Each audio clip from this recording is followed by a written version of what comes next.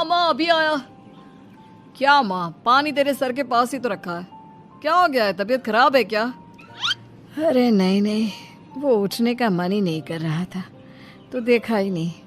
वैसे क्या कर रहा है, यहाँ बैठ ना मेरे पास। माँ पढ़ रहा था। वो क्या है ना, नौकरी में तो वक्त नहीं मिलता, अब ऑफिस से घर आकर ही तो वक्त मिलता है। अच्छा अच्छा ठीक है, पढ़ ले जा बेटा।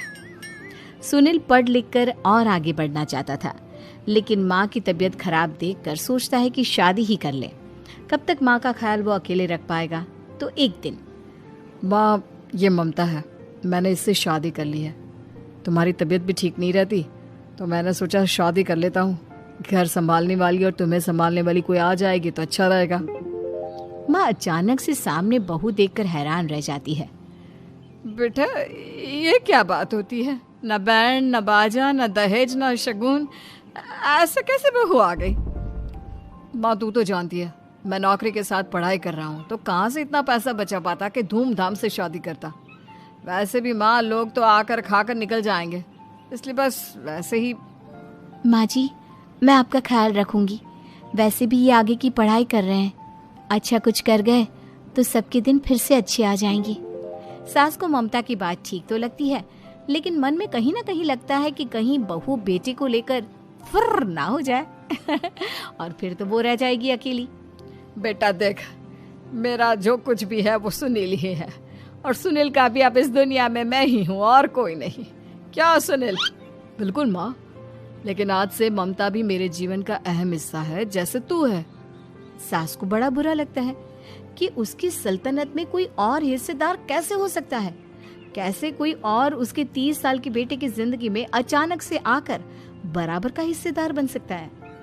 देख बहू, मैं भले थोड़ा बीमार रहती हूँ, लेकिन इसका मतलब यह नहीं कि घर की चीजों में मेरा कंट्रोल खत्म हो गया है। मैं आज भी इस घर की रानी हूँ, समझी? बेटा सोचता है कि ये माँ को अचानक से क्या हो गया। कल तक जो माँ कहती थी कि जिंदगी का कोई भरोसा नहीं, वो अचानक से जंग के मैदान की झांसी की रानी कैसे बन गई?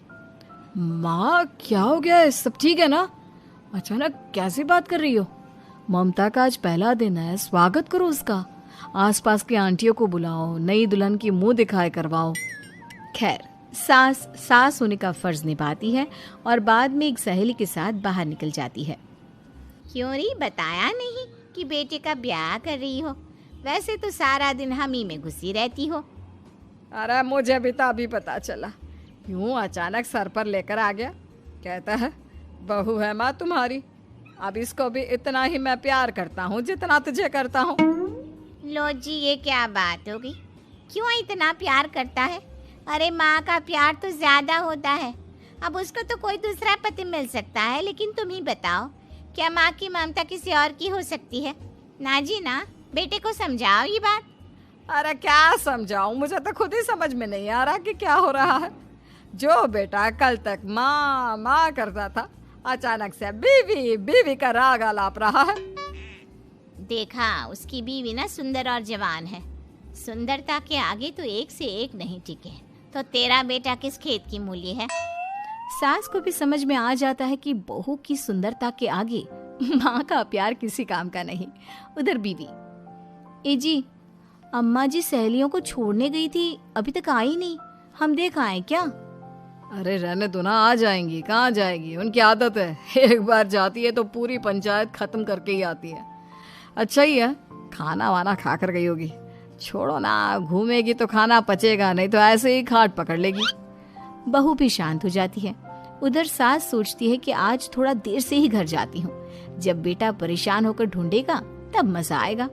बीवी को खुद ही पता चल जाएगा कि माँ के आगे उसकी दाल नहीं गलेगी।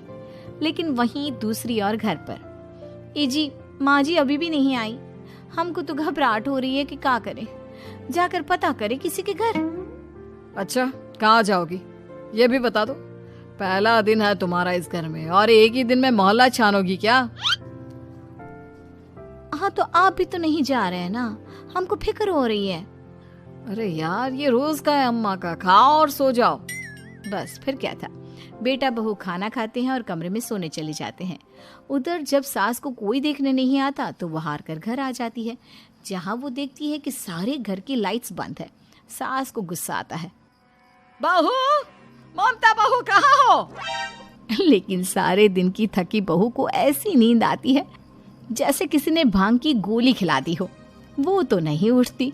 उठकर आ जाता है बेटा। अरे क्या बात है अम्मा, काहे चिल्ला रही हो? अरे सो जाओ ना, सुबह की थकी है बहू, वो सो रही है। जोर से बोलोगी तो नींद खुल जाएगी उसकी। माँ को गुस्सा आ जाता है। फिलहाल तो सो जाती है, लेकिन मन ही मन ढेर सारा जहर बहू के लिए भरा होता है। सुबह बहू चाय बना रही होती है कि सास धीरे से गैस तेज कर देती है, जिससे चाय का बर्तन जल जाता है। और जैसे ही बहू चाय का बर्तन उठाती है, उसका हाथ जल जाता है। मेरा हाथ जल गया। वो जोर जोर से चिल्लाकर इधर उधर भागती है कि सास थोड़ी देर में उसके हाथ में पानी डाल देती है। हाय रे बहू, क्या कर रही हो? पहली बार रसोई छुई हो क्या? सासू माँ, गलती से गैस तेज रह गई थी और बर्तन जल गया, जिससे मेरा हाथ जल गया। हाय रे, कितना गंदा दाग। छी छी छी छी, मुझे तो उल्टी आ रही है तेरा गला हुआ मांस देखकर।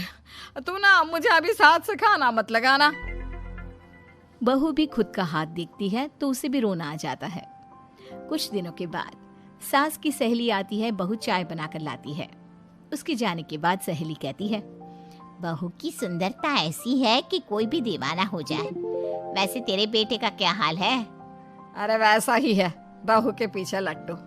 क्या करूं, कुछ समझ में नहीं आ रहा। मैंने तो बहू के चेहरे पर दिवाली के पटाखे की चक्री फेंक दी, उसका पूरा चेहरा जल गया।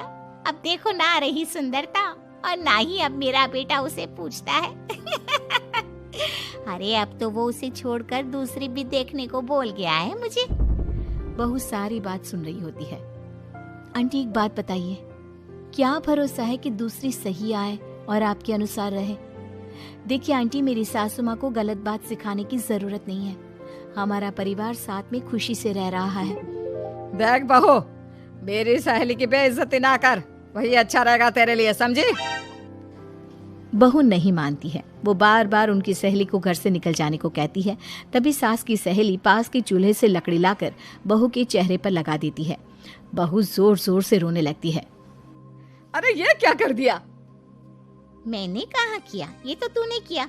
तू ही नहीं चाहती थी कि बहू बेटे के साथ रहे, भला मैं क्यों करूंगी? मैं तो चली, निपटो अब। बहू रो रही होती है, दर्द से चिल्ला रही होती है, लेकिन सास उसे डॉक्टर के पास नहीं ले जाती। तभी पति आता है। क्या हो गया ममता? ये दाग कैसे लगा? तुम कैसे जली?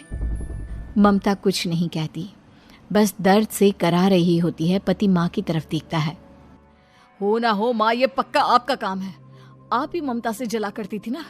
देखना माँ, अब पुलिस आएगी, केस बनेगा, लेकिन पहले मैं ममता को अस्पताल लेकर जा रहा हूँ। सभी अस्पताल जाते हैं, जहाँ डॉक्टर ममता की सास से कहते हैं, आपने तो नहीं जलाया ना बहू को? अब ममता की सास के तो पसीने छूट रहे होते हैं। वो घबरा कर कहती है, ना ना डॉक्टर साहब, कैसी बात करते हैं? हम क्या जलाएंगे अपनी बहू को? डॉक्टर ममता के पति से पूछते हैं। देखिए, क्योंकि ये ससुराल में जली है तो मामला पुलिस का बनता है, तो आप पहले पुलिस को बुलाइए, तभी इलाज पूरा होगा। सास डर जाती है कि अब तो बच्ची जिंदगी जेल में ही रहना होगा। रहने दीजिए ना, पुलिस को क्यों बुलाना? सारी हंसी खत्म हो जाएगी जब पुलिस के डंडे पड़ेंगे। बहू को जलाना भले ही बहुत आसान हो, लेकिन उसके बाद सारी जिंदगी जेल की हवा खाना। सास डर जाती है। पुलिस आती है। पास लेटी दर्द से करा रही ममता स्टेटमेंट देती है। तो क्या हुआ था?